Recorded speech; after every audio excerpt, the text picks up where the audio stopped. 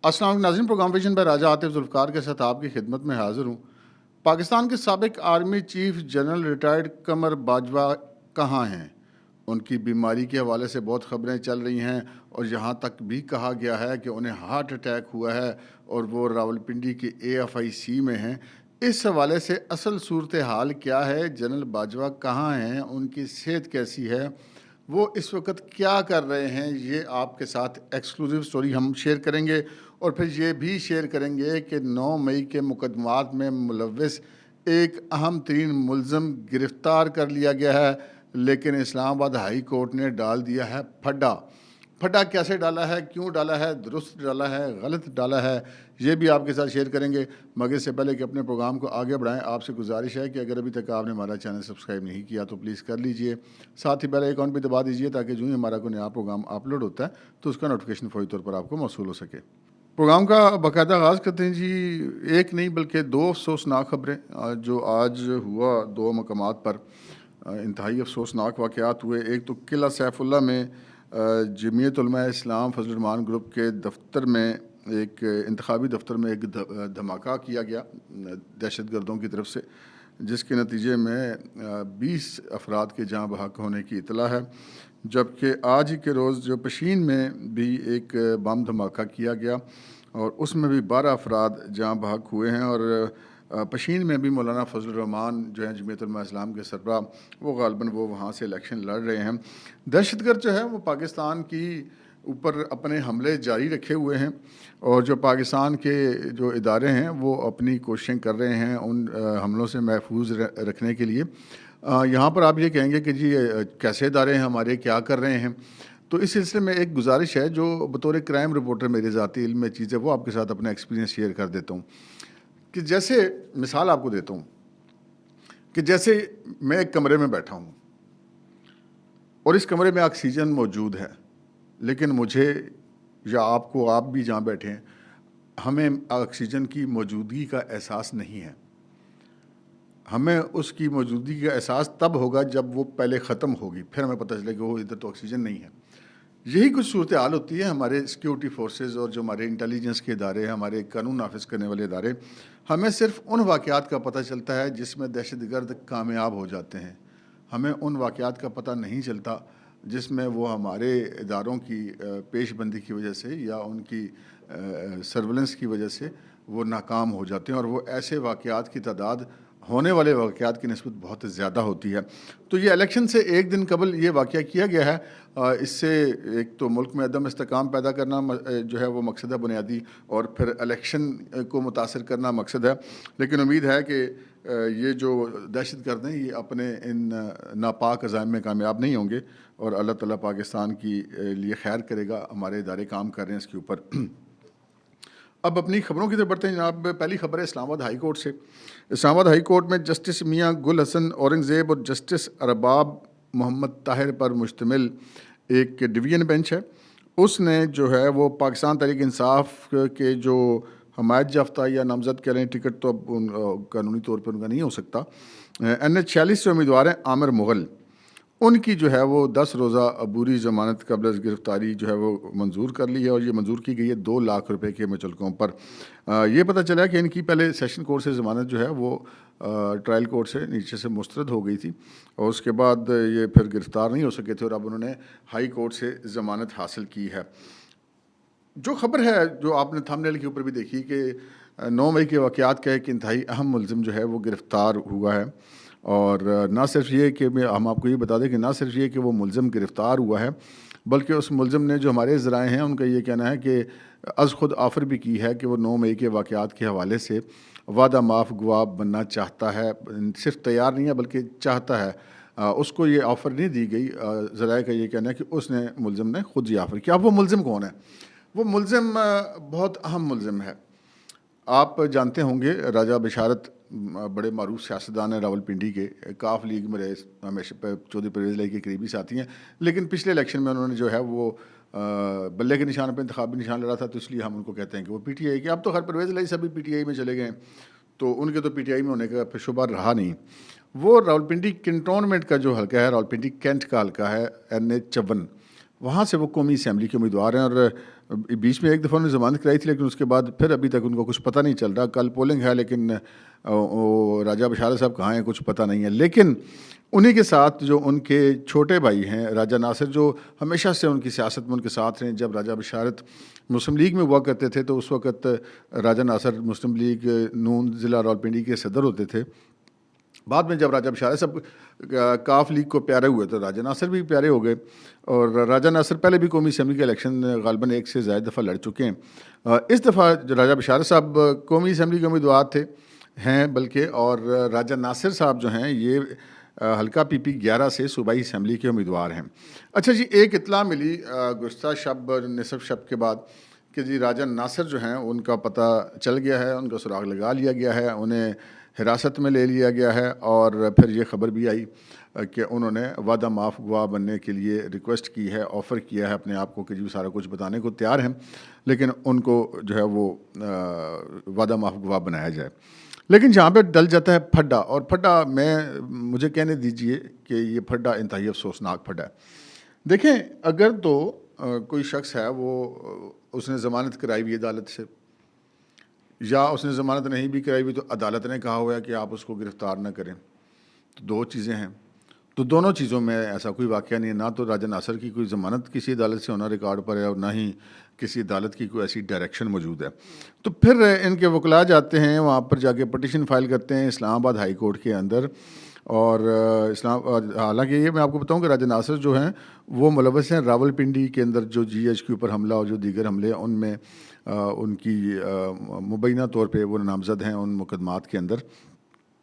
लेकिन उनकी जो पोजीशन ट्रेस हुई वो इस्लामाबाद पेशावर मोड़ के करीब से जो है वो 9th एवेन्यू के पास से ज़राए का ये कहना है कि वो मुबैना तौर पे हिरासत में लिए गए। अब इस्लामाबाद हाई कोर्ट में जो है वो पहुंच गई पार्टियां, इनके वकला पहुंच गए कि जी वो गलत गिरफ़्तार कर लिया, वो तो इलेक्शन लड़ रहे हैं, उनको इलेक्शन लड़ने से रोका जा रहा है। अच्छा, उन्होंने ये तो कह दिया। अब पहले हम आपको ये बताते हैं कि अदालत ने कार्रवाई क्या की। अदालत ने जनाब सबसे पहले तो ये हुक्म दिया कि जनाब आज शाम को 5 बजे उनको पेश किया जाए। और 5 बजे लाजिम बात है वो इस्लामाबाद पुलिस के पास थे नहीं। इस्लामाबाद के जो SP थे वो पेश हुए अदालत में, और उन्होंने कहा कि जी हमने तो उनको गिरफ़्तार नहीं किया है। एक कॉल ज़रूर चली थी 15 पे कि जी वहाँ से कोई मुलज़म हिरासत में लिया गया है, और वो मुलज़म किधर गया किधर नहीं गया उसके बारे में हमें कुछ नहीं पता। अच्छा, यहाँ तक इस्लामाबाद पुलिस की बात बिल्कुल ठीक है, इसलिए कि इस्लामाबाद पुलिस ने, जो हमारे भी ज़राए का कहना है कि इस्लामाबाद पुलिस ने तो उनको हिरासत में नहीं लिया है। खैर, अब SSP ऑपरेशंस ने भी ये बयान दिया, लेकिन जो जज साहब हैं अरबाब मोहम्मद ताहिर साहब, वो बड़े गुस्से में नज़र आ रहे हैं। और वो उन्होंने जनाब कहा है कि रिमार्क्स दिए हैं, उन्होंने कहा कि पेश कर नहीं पेश कर सके कि उनके पास था नहीं। उन्होंने कहा कि जनाब ये एक हकीकत है कि ये एक उम्मीदवार जो है वो इलेक्शन लड़ रहा है, वो मिस हो गया है, और SP साहब ये मामला आगे जाएगा। फिर उन्होंने कहा कि जो AIG इन्वेस्टिगेशन है इस्लामाबाद के, वो ज़ाती हैसियत में उन्होंने तलब किया। उनका जी आप भी आ जाएँ जनाब, और इलेक्शन कमीशन भी जो है वो भी आधे घंटे के अंदर उनका भी नुमाइंदा पेश हो। और फिर उन्होंने ये भी कहा कि जनाब हम आपको बार बार ये कह रहे हैं कि अगर ये बंदा ना मिला तो हम इलेक्शन मुलतवी कर देंगे, इलेक्शन रोक देंगे। अब ये उन्होंने कहा कि ये मामला इतनी आसानी से हम नहीं छोड़ेंगे। अब उन्होंने कहा है कि जी हम 7:15 बजे तक इंतज़ार करेंगे। जिस वक्त मैं भी ये प्रोग्राम रिकॉर्ड करा रहा हूँ उस वक्त 6:15 हुए हैं। तो जो नेक्स्ट मेरा व्लॉग होगा इंशाल्लाह आप देखिएगा, उसके अंदर हम आपको इसकी अपडेट भी देंगे। लेकिन यहाँ पर एक बड़ा, मैंने आपसे जैसे कि पहले अर्ज़ किया था कि ये बात समझ नहीं आ रही कि यार या तो इन्हें अदालत हुई हो तो जज साहब का गुस्सा बनता है, या फिर वो उन्होंने ज़मानत कराई हो राजा नासिर साहब ने और उनको कोई गिरफ़्तार करके ले गया हो तब भी गुस्सा बनता है। अदालत के कानून की सरबलंदी के लिए बिल्कुल ठीक है। लेकिन मैं इस वजह से कि कोई शख्स उम्मीदवार है तो वो कानून के मुकदमात में मतलूब है, मफरूर है, तो उसको क्यों गिरफ़्तार ना किया जाए? इलेक्शन लड़ना या ना लड़ने से इससे क्या फ़र्क पड़ता है?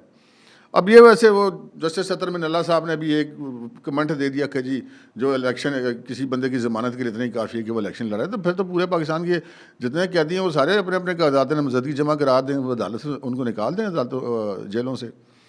तो ये मुझे कम अज़ कम इस रवैये पे जो है वो एतराज़ है, इसलिए कि ये जो हम बार बार कहते हैं कि सहूलतकारी हो रही है अदलिया के अंदर से, ये माज़त के साथ हम कोई तौहीन अदालत नहीं करना चाहते, लेकिन ये इस्लामाबाद हाई कोर्ट की तरफ से ये सहूलतकारी जो उसके कुछ फैक्ट्स और भी कुछ हैं ऐसे जज साहिबान जो सहूलतकारी कर रहे हैं। तो ये एक सहूलतकारी है और सहूलतकारी की कोशिश की जा रही है, और देखते हैं अब इसमें आगे क्या होता है। इससे अगली खबर की तरफ बढ़ते हैं जनाब।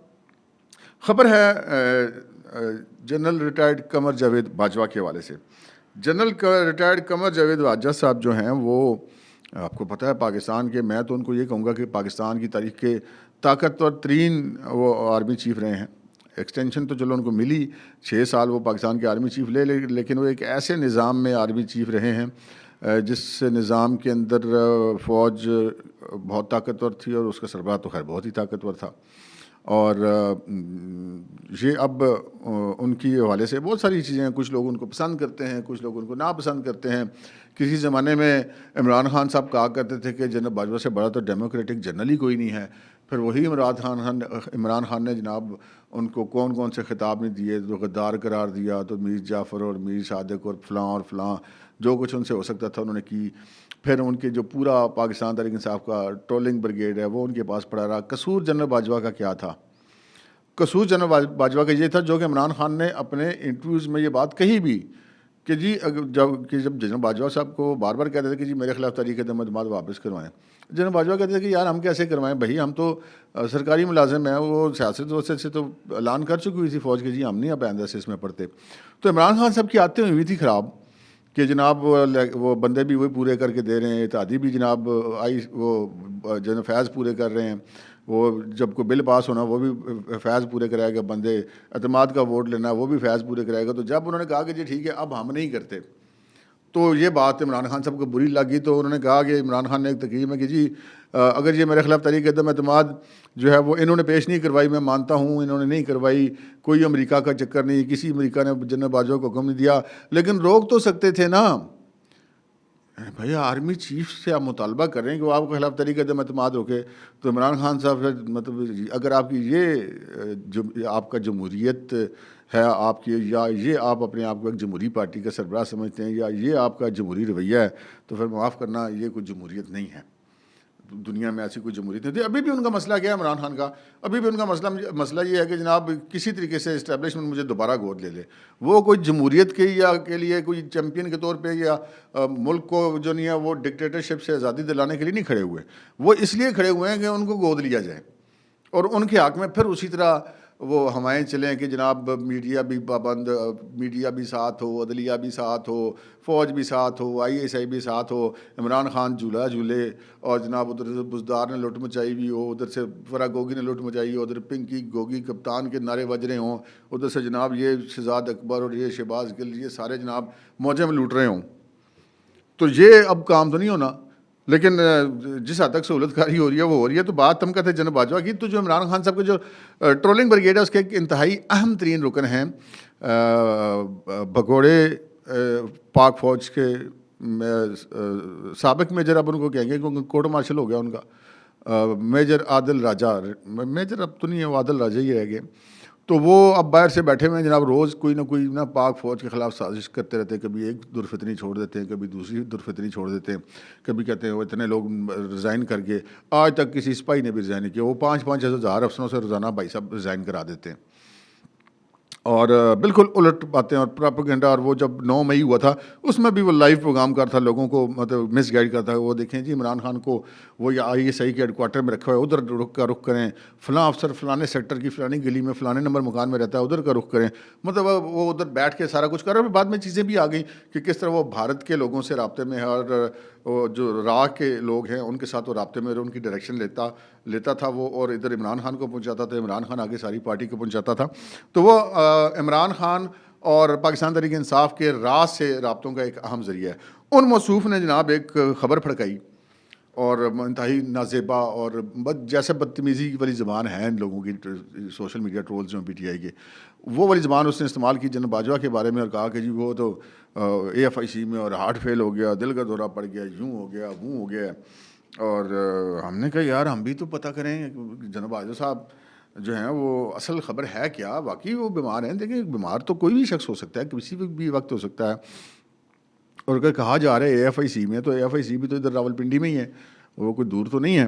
तो फिर हमने कुछ ज़राए से बात की। अब मामला ये है कि जो जनरल बाजवा हैं वो तो किसी से मिलते नहीं हैं, ना वो मीडिया की किसी पर्सन से बात करते हैं। वो अपना जो एक रिटायरमेंट के बाद उनका एक मखसूस पीरियड है, वो मेरा ख्याल है अभी शायद नवंबर में जाके कहीं ख़त्म होगा, 2 साल वाली पाबंदी, फिर वो शायद कहीं बात कर सकेंगे। वो अपने डिसिप्लिन के वो पाबंद हैं। लेकिन बहरहाल एक इंसान जो एक वो अगर फ़ौज का चीफ रहा है तो इसका मतलब ये तो नहीं कि उसके ज़ाती ताल्लुक़ ख़त्म हो गए लोगों के साथ। तो वो जनाब बाजवा साहब की इस वक्त जो हमारे ज़राए हैं, उनका ये कहना है कि बस बहुत लिमिटेड उनकी मुलाकातें हैं, और वो उनकी मुलाकातें महज़ अपनी फैमिली तक और अपने वो क्लास फेलोज़ वगैरह और वो जो फ़ौज से हट के जो उनकी बचपन की, लड़कपन की, स्कूल कॉलेज के ज़माने की जो दोस्तियाँ हैं, उनके साथ वो चंद मखसूस लोगों के साथ वो राब्ते में हैं। तो हमने कहा यार हम भी कोई ट्राई करें, हमने भी कोई राब्ता लड़ाया तो किसी एक ऐसे ज़रिए से जो जनरल बाजवा साहब के बहुत ज़्यादा करीब था। हमने कहा यार ये मैंने पूछा, मैंने कहा जी ये बाजवा साहब की तबीयत का क्या मामला है, तो बड़ी तशवीशनाक ख़बरें आ रही हैं। तो वो उन्होंने मुझे 2-3-4 चीज़ें बताई हैं। उन्होंने कहा कि जनाब बात ये है कि कोई जनरल बाजवा साहब को दिल का इशू नहीं है, कोई उनको हार्ट अटैक नहीं हुआ, और कोई AFIC नहीं गया, उनको ले जाया गया। तो मैंने कहा कि यार ये मुमकिन भी है, ऐसी कोई नामुमकिन बात नहीं। तो मुझे जो उन्होंने बात बताई वो बिल्कुल हैरानकुन थी। उन्होंने कहा भाई साहब जिस वक्त ये खबरें फैलाई जा रही थी, बाजवा साहब उस वक्त पाकिस्तान में नहीं थे। मैंने कहा किधर थे भाई? उन्होंने कहा कि 26 तारीख को जनरल बाजवा साहब के साहबजादे का गालबन नाक का ऑपरेशन था दुबई में, तो जनरल बाजवा साहब वहाँ थे। वहाँ से जब वो अपने बेटे की सर्जरी से फारिग हुए तो वहाँ से फिर वो उम्रा करने चले गए सऊदी अरब। वहाँ पे जाके उन्होंने उम्रा किया। उम्रा करने के बाद वो 30 तारीख को पाकिस्तान वापस आ गए, 30 जनवरी को। अब ये जो दिल के दौरे की खबरें ये पहले की चल रही थी, अच्छा खैर उसके बाद भी चल रही थी। तो 30 को वो जो आ गए पाकिस्तान में, फिर 5 तारीख को वो लाहौर चले गए एक शादी में शिरकत के लिए, नहीं बल्कि 4 तारीख को, और 6 तारीख को लाहौर से जनरल बाजवा वापस आए अपने घर रावलपिंडी में, जो उनका सरकारी घर, जो अब वो है तो प्राइवेट घर लेकिन एरिया सरकारी है। तो उसके बाद फिर जनाब मैंने कहा कि यार आर यू श्योर? तो ये मेरी बात हुई तकरीबन 2-2:30 बजे। तो वो मुझे कहने लगे कि यार मैं आपको बताऊँ इस वक्त वो क्या कर रहे हैं? मैंने कहा जी क्या कर रहे हैं? उनका इस वक्त वो वॉक कर रहे हैं अपने घर से बाहर जाके पार्क में, जहाँ पे भी वो वॉक करते हैं। तो उनका कि बिल्कुल उनका कोई ऐसा मामला है ही नहीं सिरे से, ना वो बीमार हुए ना कुछ। हमने आपको उनका पूरा शेड्यूल बता दिया कि कब वो दुबई में थे, कब वो सऊदीया में थे, कब पाकिस्तान वापस आए, कब लाहौर गए, कब वापस आए। तो उनका तो उनके हेल्थ का तो इशू कोई, कहते ये हमें ही बस ना अफवाहें फैलाते हैं, और फिर वो अपने आप को बाखबर ज़ाहिर करने के लिए कि मैं बड़ा बड़ा बाखबर हूँ और मेरे पास बड़ी खबरें होती हैं। उनका जी इसके अलावा और कोई चक्कर नहीं है। तो हमने कहा कि ये ताज़ा तरीन सूरत हाल है और बड़े एग्जैक्ट सोर्सेज से ये इन्फॉर्मेशन थी, हमने कहा आपकी खिदमत में पेश कर दें। अब तक के लिए इतना ही। अगले व्लॉग में इंशाल्लाह फिर मुलाकात होगी। इजाज़त दीजिए। अल्लाह हाफ़िज़।